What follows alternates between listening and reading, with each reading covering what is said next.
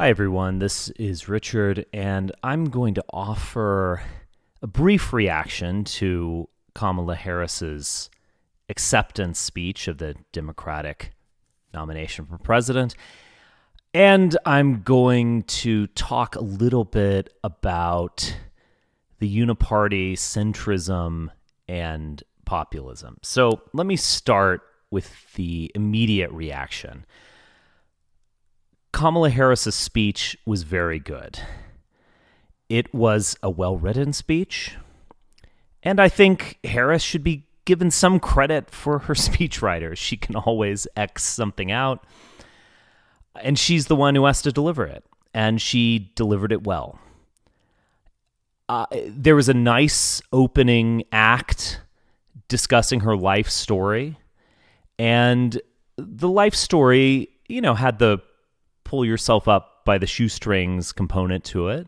It also had a certain diversity component to it. She had one line about her mother being a 5'2", brown woman who never took no for an answer or something like that. What I did notice about it was a lack of any sort of resentment politics. It didn't include the elements that drive conservatives crazy from a Michelle Obama speech. It wasn't white people bad, to put it simply. It was community good. And that in itself was remarkable. She went on from there. She hit some very positive notes. And while watching it, and I was actually watching it with my Substack group, and I would encourage you to subscribe. Their end of advertisement. But it struck me as a speech that could have easily been delivered at the 2004 Republican convention. And I mean that quite seriously. I'm not sure you would actually have to take out very much, and you could just copy and paste it and do it there. In other words, it was a Republican-sounding speech. Now, I don't say this as an endorsement of that. I'm simply observing that fact. It was not a woke speech. I don't think I could point to a single element that could fairly be described as woke. It was a speech bereft of any sort of racial resentment, in fact.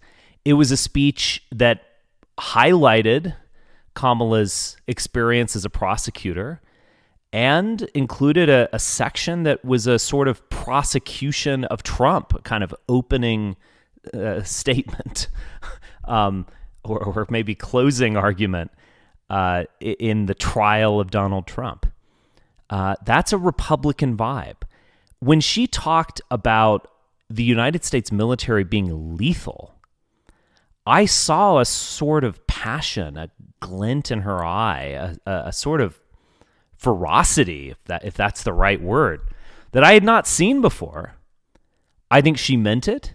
She did not give a speech advocating humanitarianism or how the military should be disbanded or become a force for good and only deliver water to poor people or something. No, she described it as a lethal force. And she stuck behind NATO and took some credit, maybe rightly or wrongly, I don't quite know, for assembling a coalition against Ukraine.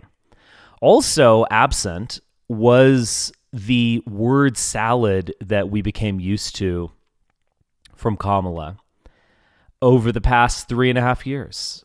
It became an ongoing joke. Is she herself demented? Is she drunk? What is she doing? Is this Heideggerian philosophy? I don't know. The time in which we live is the time in which we live. This weird circular sort of non-logical discussion. I don't know what to make of it. Perhaps we could chalk it up to she was terrified of overstepping her bounds or overshadowing Joe or saying something wrong. Who knows? But at this speech, she felt confident and she was unleashed. It was very good, very Republican. So what do we make of this? I think one thing that I've seen elsewhere that I agree with to a large extent is a uniparty. In this election, assuming that there are three candidates, I mean, RFK is going to drop out today, but assuming there are three candidates, you have a choice between three fervent Zionists who are trying to out-Zionist one another. And you saw that again with Kamala. She addressed the Palestine question, and she did three things. She first, and it's important that this came first, said that the Hamas attack is totally unacceptable. Jews are suffering, and we need to give them the weapons they need to fight off the terrorist. So that was, again, something you would hear from out of 2004. She then offered some sympathy towards the Palestinians. This is outrageous. Too many people are dying. Aid is not getting in. Bibi bad, maybe, kind of, sort of, there. And then she said something remarkable. She said, she used Wilsonian language. She said that the Palestinians need self-determination. So in a way, she walked the tightrope or threaded the needle, whatever metaphor you wanted. She kind of was all things to all people. She first assured Zionists that she will continue to support Israel. That seems unwavering. She then offered what she needed, which any reasonable or moral person would do, which is offer some sort of sympathy towards the suffering Palestinians.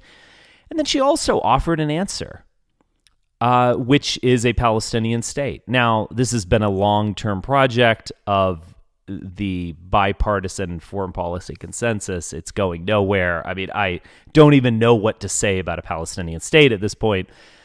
But regardless, she said it.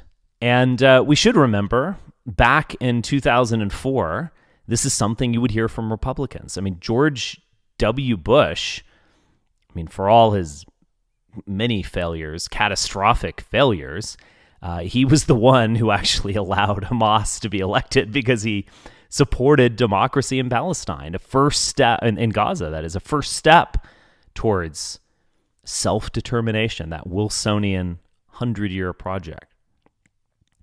So what she's saying is not terribly unusual. I mean, you can't listen to her speech and say, oh, she's a Palestinian, but a weak Palestinian. No, she came out hard as a Zionist.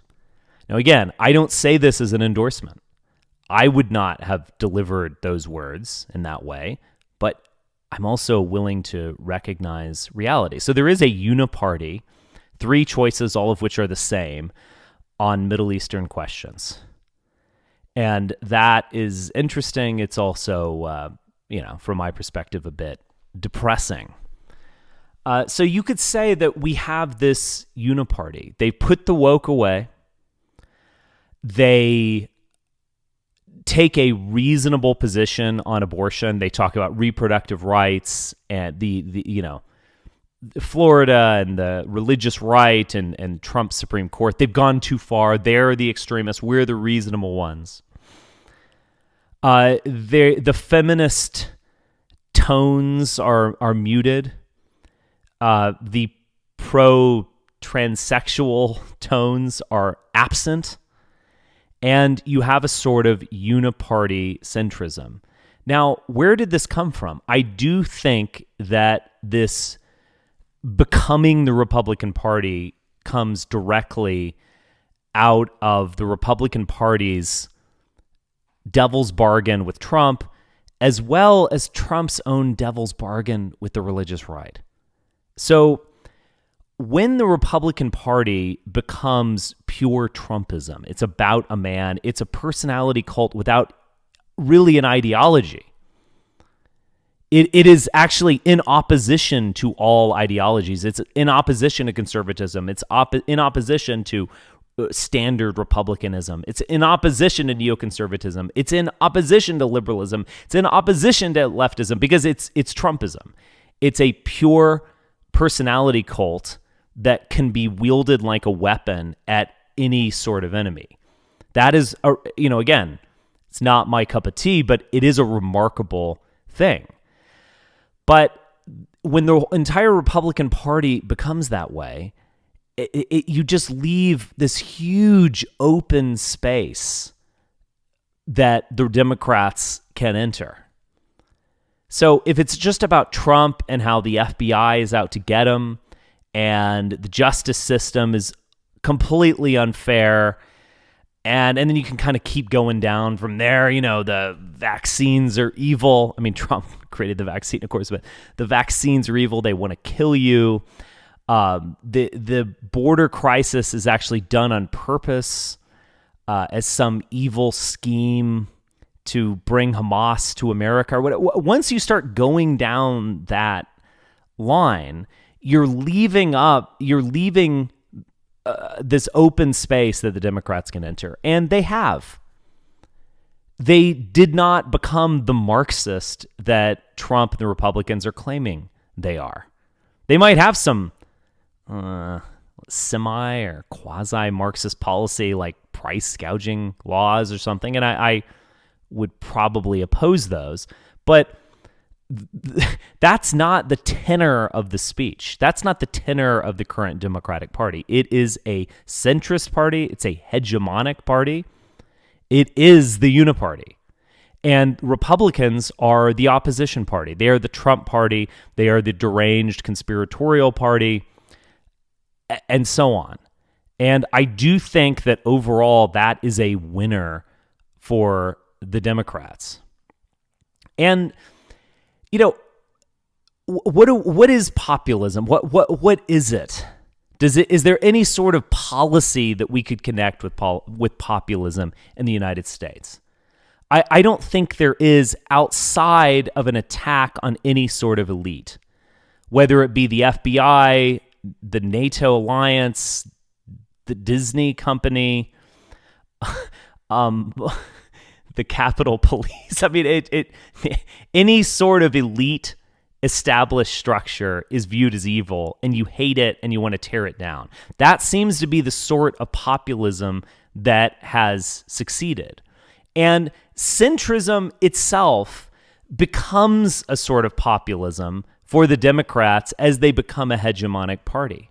So they can say, look, we are totally reasonable on the abortion question. We are going to help you out at the grocery store. We're going to give you $20K to buy a new home. We're going to, if you become the hegemon and the uniparty, then you can engage in your own sort of centrism. You can engage in your own sort of populism. Centrism becomes populism. We're going to let you off of $50,000 on your student loans. We're going to give you $20,000 to buy a new home. We're going to force grocery stores and providers to lower the cost of eggs and bacon and cheese, et cetera, et cetera. It can become a sort of populism that directly affects people. Now, the other devil's bargain that I mentioned was Donald Trump's devil's bargain with the religious right. And this is something that I have stressed many times, but is often forgotten. And that is that in 2015, up until the summer of 2016, Donald Trump was a remarkably secular, remarkably centrist, sort of Democrat from the 1990s. He was against globalization. He wanted to protect American jobs. Yeah, that sounds like, Paul Tsongas or Bernie Sanders. He wanted to protect Americans from too much immigration. Yeah, that sounds also like 90s Democrats and Bernie Sanders up to 2014 or something, whenever he kind of turned on that issue. He didn't mention the gay question. He accepted gay marriage, in fact, didn't want to talk about it. If anything, he'd brag about having, the first transsexual beauty queen at his pageant or whatever. He also didn't talk about abortion. And this was in line with Donald Trump's adult life, which was a lot like that. And you can go and look back at Larry King interviews or his discussions around the Reform Party in the early 2000s. His natural instinct is towards centrism. I could also mention his natural instinct for the past 25 years, if not longer, has been towards national healthcare system, socialized medicine. We're not going to leave people out in the streets is the line. He actually included an endorsement of a national healthcare system in his, I think it was like a 2000 book, The Country We Deserve, or something like that. That's what he was in 2015. By the summer of 2016, he had more or less, maybe a little bit less than more, secured the Republican nomination, and he engaged in an outreach to the religious right. So you have that notorious interview where he says, well, we might have to punish some women if they get an abortion. He would never have said that before he needed the Republican vote. He went to Liberty University and is like, you might not like me very much, but you got to vote for me for the judges. He did all this just transactional offers to the religious right, and it worked. And 4 years later, you have evangelical preachers declaring that he's sent by God. He might be the Messiah himself, and they're, speaking in tongues and, ooka bajuka, they're coming from Alaska, they're coming from Mexico, they're coming from Africa for Trump to win. Woo! That crazy lady. I believe her name is Paula White. So he made a devil's bargain, and I think at this point ultimately has to pay for it. So there's no coherent ideology or policy program to populism or Trumpism. And so these things that have existed for some time, like the religious right or libertarianism, etc., they go in and fill in the gaps. So they say, what is the meaning of Trumpism? What is the meaning of this man who has dominated our headspaces for the last decade? What is the meaning of it? Anti-abortion. That's the meaning of it. This is something that has defined the religious right entirely and defined the Republican Party largely, became a shibboleth, for some 40 years. And so being that there's a lacuna, a vacuum in Trumpism, they fill up that hole with their stuff, with what they've been fighting for since anyone can remember. So Trump did it. He made the devil's bargain with the religious right when he needed it most, when his nomination was precarious, and now he has to pay for it. Because now he is being brought down by these people, and he doesn't even believe in their nonsense. Do you honestly think that Donald Trump has really ever read the Bible? Do you honestly think that Donald Trump is even a believing Christian?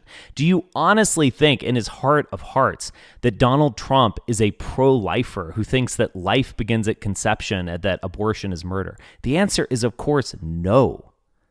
He doesn't even believe in this stuff, and yet he's allowing himself to be taken down by it. Remarkable.